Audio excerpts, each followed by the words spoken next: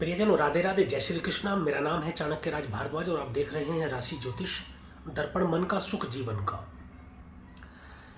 जैसा कि आप सबको मालूम है कि आप सबको जानकारी है इस विषय की, हम बात कर रहे हैं शनिदेव के गोचर की, जो कि शनिदेव ने 24 नवंबर सन 2023 को राहु के नक्षत्र शतभिषा में किया है और अब 6 अप्रैल सन 2024 तक शनिदेव यहीं पर रहने वाले हैं।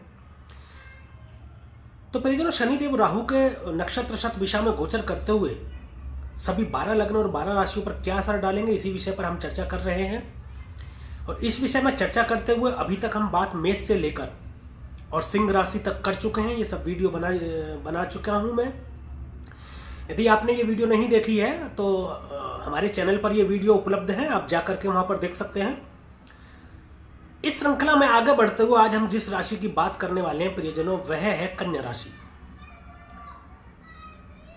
आज हम बताएंगे कन्या राशि और कन्या लगन के जातकों पर शनिदेव के गोचर का प्रभाव। तो प्रियजनों, मेरे साथ बने रहिएगा आप अंत तक। वीडियो में मैं बताऊंगा शनिदेव के गोचर का प्रभाव और अंत में कुछ उपाय भी बताऊंगा जिससे आप अपने जीवन को आनंदमय और सुखमय बना सकते हैं। प्रियजनों देखिए, जब भी कोई ग्रह किसी राशि में गोचर करते हैं या राशि परिवर्तन करते हैं तो उसके विषय में बहुत बातें होती हैं, बहुत वीडियो बनाई जाती हैं, बहुत चर्चा होती है, बहुत बढ़ चढ़कर बताया जाता है, सब विस्तार से बताया जाता है, कई बार बताया जाता है। परंतु नक्षत्र के विषय में कुछ कम बातें होती हैं, कुछ कम बताया जाता है। जबकि नक्षत्र अति महत्वपूर्ण भूमिका निभाते हैं आपके जीवन पर प्रभाव जब डालते हैं तो नक्षत्र अति महत्वपूर्ण भूमिका निभाते हैं।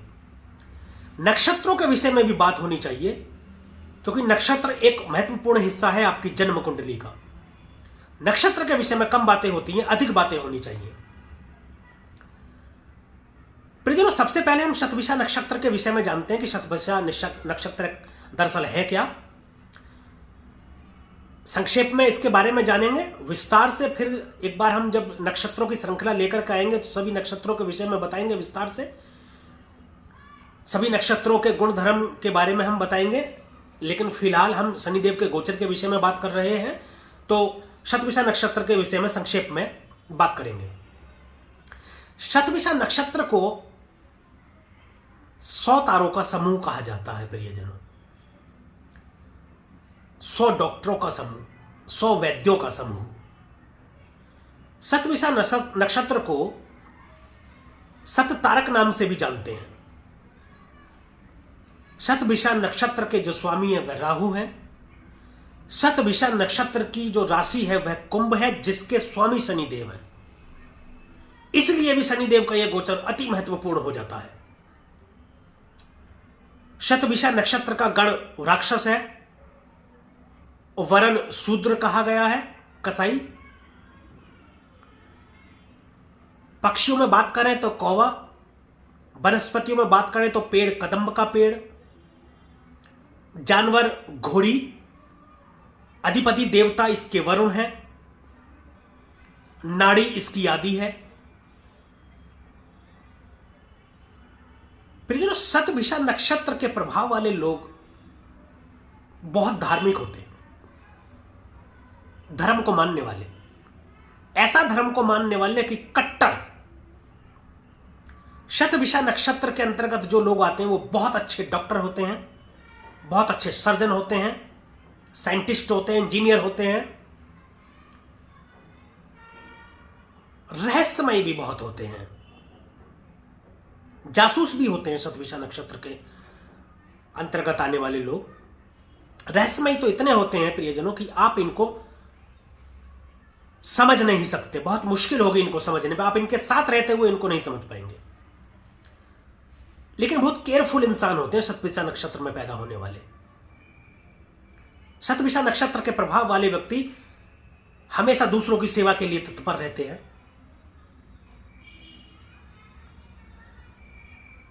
हिडन काम करने वाले, जैसे कंप्यूटर से रिलेटेड ऑनलाइन काम करने वाले शतभिषा नक्षत्र में जन्म लेने वाले व्यक्ति होते हैं। प्रियजनों, ये रही संक्षिप्त में बात या संक्षिप्त में जानकारी शतभिषा नक्षत्र के बारे में। ये जानकारी इसलिए कि ये जानकारी देने के बाद अब आप शनि के गोचर के प्रभाव को अच्छे से समझ पाएंगे। तो अब बात कर लेते हैं परिजनों। सबसे पहले तो मैं ये बता दूं कि आपकी जन्म कुंडली में जहां कहीं भी चंद्रमा विराजमान या चंद्रमा बैठे हैं वहां पर 6 नंबर लिखा हुआ है तो आपकी राशि कन्या बनती है। और आपकी जन्म कुंडली के पहले भाव या पहले घर में 6 नंबर लिखा हुआ है तो आपकी लग्न कन्या बनती है। ये वीडियो आपके लिए है। परिजनों मैं बता दूं कि आपकी राशि से जो शनि का गोचर हो रहा है वह हो रहा है 6वें भाव में। 6ठे भाव में शनि वैसे भी अच्छा प्रभाव करते हैं, लेकिन अभी राहु के नक्षत्र में गोचर करने के बाद में, विराजने के बाद में अत्यंत शुभ फलदायी होंगे, क्योंकि 6ठे घर में राहु बहुत बहुत अधिक शुभ माने जाते हैं। शतभिषा नक्षत्र का जो चिन्ह है वह गोल घेरा है, और राहु को भी 6ठे घर में जब विराजते हैं तो ब्लैक होल कहा जाता है। शतभिषा नक्षत्र में शनिदेव 6 अप्रैल सन 2024 तक रहने वाले हैं। तो तब तक तो ये समझ लीजिए कि 6ठे घर की जो चीजें हैं जैसे रोग, रिपु या ऋण, सबको निगल जाएंगे। निगल जाएंगे इन द सेंस कि यदि रोग कोई है आपके पास या आपको कोई रोग है, अभी पहले से कोई रोग आ रहा है, गंभीर रोग है, तो उससे अब आपको छुटकारा मिल जाएगा। आपने कोई कर्ज ले रखा था, जो कर्ज नहीं उतर पा रहा था या नहीं उतार पा रहे थे, वह भी उतर जाएगा। शत्रुओं से रक्षा करेंगे आपकी, सचेत करेंगे आपको। कुछ गुप्त शत्रु ऐसे होते हैं प्रियजनों जो आपके साथ रहते हुए तो आपकी प्रशंसा करेंगे या आपका साथ देने का नाटक करेंगे, परंतु आपके पीठ पीछे आपसे दुश्मनी निभाते हैं। ऐसे शत्रुओं से सावधान करेंगे आपको। राजनीति में अच्छी सफलता दिला सकते हैं शनिदेव। प्रियजनों ये रही यहां कि शनिदेव यहां गोचर कर रहे हैं 6ठे भाव से, तो कैसा प्रभाव आपको देंगे अभी देखते हैं। इनकी जो पहली दृष्टि है वो तीसरी दृष्टि जाएगी आपके अष्टम भाव पर। अष्टम भाव से आयु को देखते मृत्यु भाव कहा जाता है। तंत्र मंत्र, गूढ़ विद्या, गूढ़ रहस्य, ऑकल्ट साइंस, ज्योतिष सब अष्टम भाव से देखा जाता है। अष्टम भाव अचानक का कारण भी होता है। अचानक से धन प्राप्ति का घर है अष्टम भाव। और प्रियजनों राहु भी अचानक से धन देने के लिए जाने जाते हैं। और 6ठे भाव में जब राहु होते हैं किसी भी तरीके से तो बहुत बड़ा धन अचानक से आपको देते हैं। आपको भी ये उम्मीद नहीं होती, उम्मीद से परे। तो यहां राहु का प्रभाव आपको देखने को मिलेगा, क्योंकि शनिदेव गोचर कर रहे हैं, उनके साथ साथ आपको राहु का प्रभाव देखने को मिलेगा। अष्टम भाव में दृष्टि डाल करके अचानक धन की प्राप्ति करा सकते हैं आपको, बहुत बड़े धन की, जो आपने कभी सोचा नहीं होगा। ऐसा हो सकता है कि कहीं आपने धन दिया हो, धन आपका फंस गया हो, तो धन आपको लौट आएगा, या कहीं से आपको उम्मीद नहीं होगी, कहीं से कोई परिवारजनों से या कहीं से भी आपको धन की प्राप्ति हो जाए अचानक से। परंतु कुछ मायनों में आपको सावधानी भी बरतने की जरूरत है। जैसे यात्रा के दौरान चोट चपेट लगने की थोड़ी आशंका रहेगी, वाहन दुर्घटना हो जाएगी। अचानक का कारण है राहु, अष्टम भाव भी अचानक का ही कारण है। अचानक से एकदम दुर्घटना कोई होने लगेगी, इसका थोड़ा आपको ध्यान रखना पड़ेगा। मैं बताऊंगा अंत में उपाय इससे सावधानी के भी। अब परिजनों बात करते हैं शनिदेव की सप्तम दृष्टि की, जो कि पड़ेगी आपके 12वें स्थान में। देखिए 12वें स्थान में गुरु और शनि की संयुक्त दृष्टि हो रही है। गुरु की पंचम दृष्टि 12वें स्थान में पड़ रही है और शनि की सप्तम दृष्टि। 12वां स्थान प्रियजनों व्यय का स्थान है, खर्च का स्थान है। शनिदेव 6ठे घर में बैठ के 12वें घर में दृष्टि डाल रहे हैं, तो इसका मतलब है कि रोग खर्च हो जाएगा, यानी कि चला जाएगा, खत्म हो जाएगा। दुश्मन भी खर्च हो जाएंगे, शत्रु